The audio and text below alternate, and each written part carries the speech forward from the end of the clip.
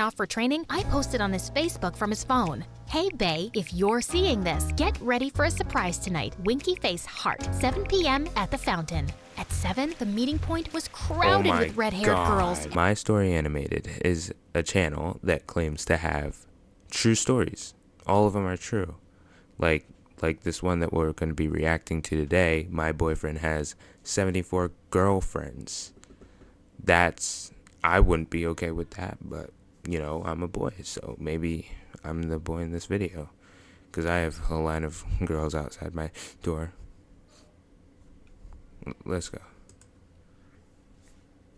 About how one little prank can change your life forever. But before we get started, please like and subscribe. Growing up, I was the only child in a family of artists. My parents were always busy with their creative work, leaving me with plenty of time to play the rogue. I was a little red-headed ball of energy, and from a young age, I loved to joke and prank my parents and their friends, whether it was acting like a zombie or playing dead on the floor. By the time I was 6 years old, I was already pulling the fire alarm for fun, cutting my parents' hair. So she's a demon child. I don't know what to tell you.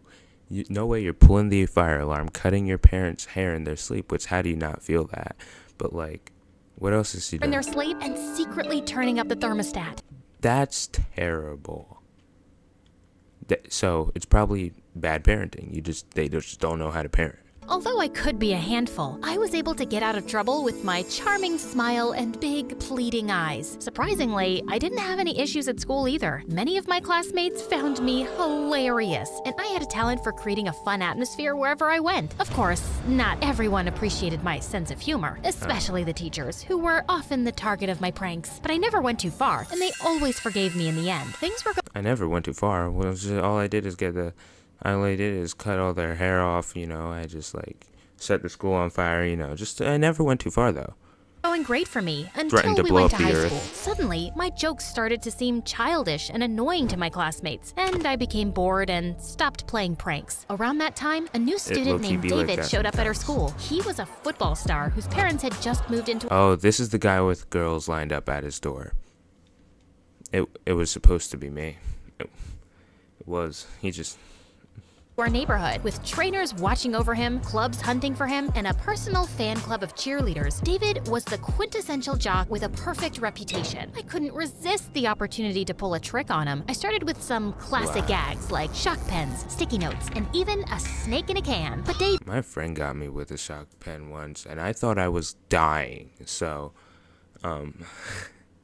because my hand went numb, and I was like, what do I do? David didn't even seem to notice. Then I got more creative and put baby powder in his helmet. But it turned out that his fan club wanted to try it on, and one of the cheerleaders ended up getting covered in powder. Of course, it was funny, but I wanted to get him. So I decided to break out the heavy artillery. For what? I set up slime buckets above the door of the locker room, and when the football team walked in, they all got covered in slime, except freaking David, who was the last to enter. But to my surprise, he started laughing so hard that I couldn't help joining in, along with the whole team. As expected, my prank got me suspended for a few days, and the principal made me clean up the mess I'd made before leaving. How'd they catch you? I see you can use a hand. Why are you helping me clean up the slime? Because I'm a decent human being, or maybe I just wanted to talk to you. What about?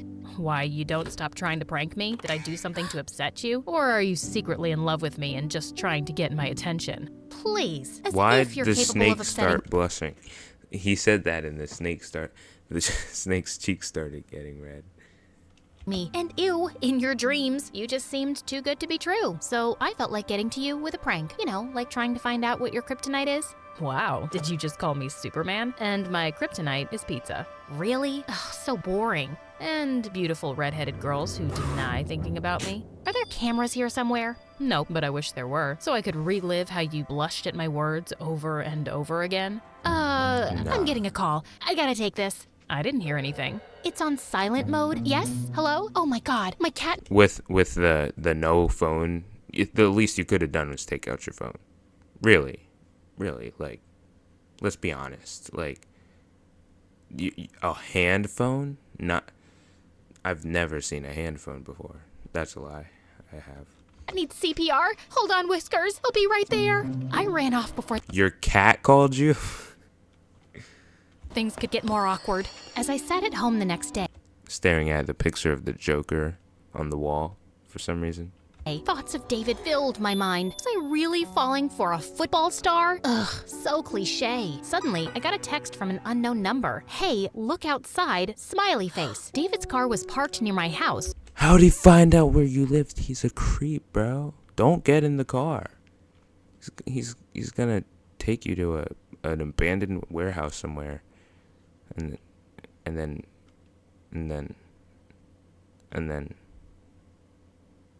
do something.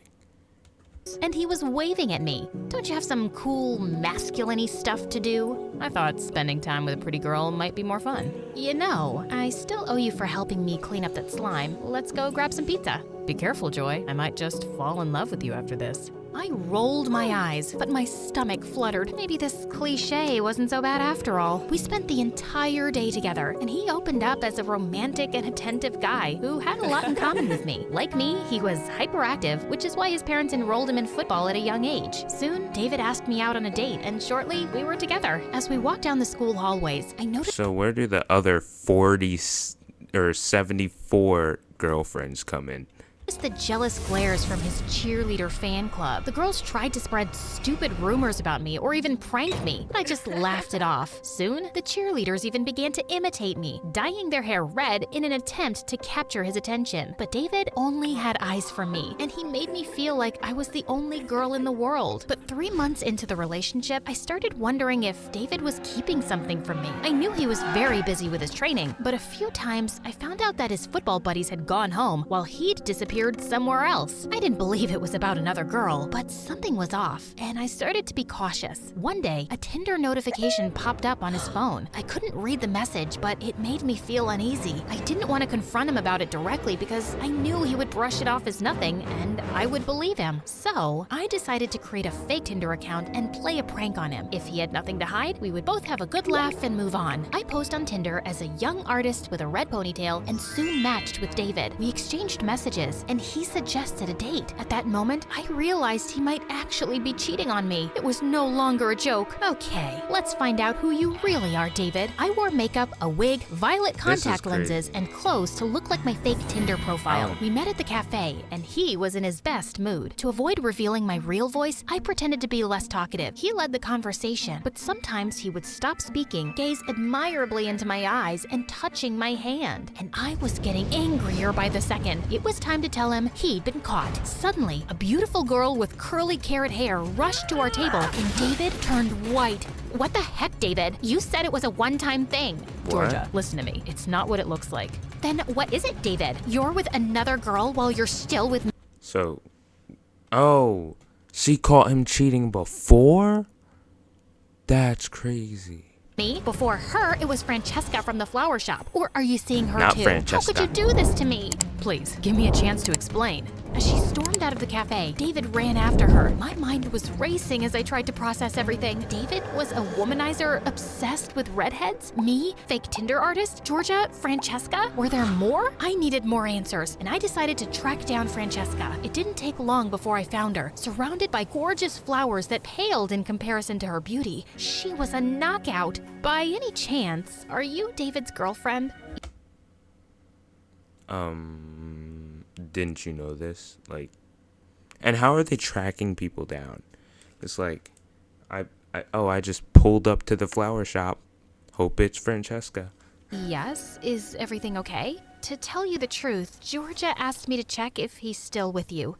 Poor girl, I feel sorry for her. She's David's ex, and she's obsessed with him even now. She can't seem to accept that he's moved on and he's in love with me only. David was an amazing liar, and I felt angry at myself for falling for his stupid lies. I wished there was something like the cheating police, and I could call to have him arrested. But it was only me, and I had to do something. So I chose the one thing I was best at. I was gonna prank David. While we were hanging out the next day, I spied his phone password, and when he went off for training, I posted on his Facebook from his phone. Hey, bae, if you're seeing this, get ready for a surprise tonight. Winky face heart, 7 p.m. at the fountain.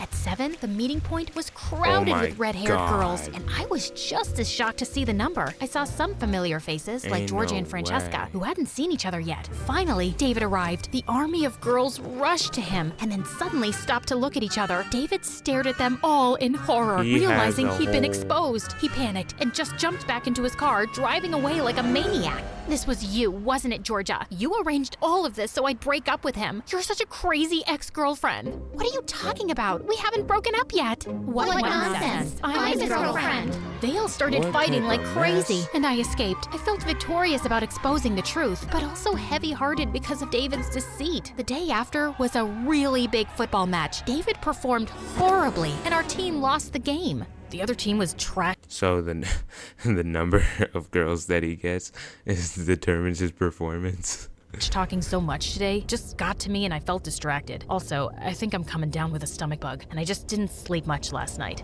David, please stop lying. I know why your head wasn't in the game today. It's because your cheating got exposed yesterday. Yeah, I'm the one who called all the redheads there. I described my investigation and he broke down in tears. Joy, please don't give up on me. I care about all my girls, and I never meant to hurt you. Love just happens, you know? But you're the only one who truly knows the real me, and I feel closer to you than anyone else. Please, let's work this out. That's David, a lie. You should work this out with a therapist, not me. But firstly, they all deserve the truth and an apology. You'll feel better once you're honest, and as for us, it's too late. I can't trust you anymore. Soon, the whole school seemed to know. The cheerleaders were giving me smug grins, and David's football team looked angry at me for making him perform badly at the big match. Suddenly, I found myself— They looked mad at you? That guy looks like he's looking at something else, but he's smiling, so— the center of unwanted attention and began searching for a way to escape it and process everything that had happened. Fortunately, Georgia set up an online club for girls who were hurt by David. We all shared our stories and found out that David had been dating multiple red-haired girls for years, even proposing to some of them. I shared my story too, and it felt good to let it out. The girls even encouraged me to share it on the MSA channel, but I needed some offline support too. So I reached out to Georgia and Francesca. We kept meeting regularly, and slowly we became good friends. We all went public with our story in a magazine article, and it gained a lot of attention. David was getting plenty of negativity, so he publicly apologized and said he'd get therapy for his issues. Well, clearly it didn't work, because years later, when he'd become a famous footballer and married a beautiful singer, she exposed his cheating publicly, divorced him, and left him almost penniless. Finally, David got what he really deserved. Yeah. Also, you can tell that I had a talent for acting, which I went on to pursue at a prestigious school. You see, Georgia had an older brother, Chase, who had the same curly red hair as her. When I first met him, he pulled a classic prank on us, switching the sugar and salt in our tea. Francesca spat it out and looked mad, but I couldn't help laughing.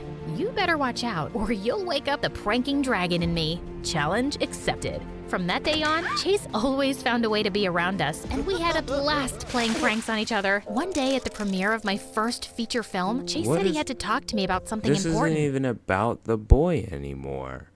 There's 30 seconds, and they developed a whole new plot. I'm so proud of you, and you fill up my life with joy, Joy. I'm in love with you. Chase, wow, I think I feel the same way. I'm in love with you too. Oh my God, Joy, what? I was just joking. What? Yeah, nah. Me too. Duh. That's okay, I'm kidding now. The first one wasn't a joke. I do love you. Ugh, I'm gonna kill you. Okay. I'm gonna say one thing and one thing only. Subscribe right now, or else. Don't ask what, because I know nothing else.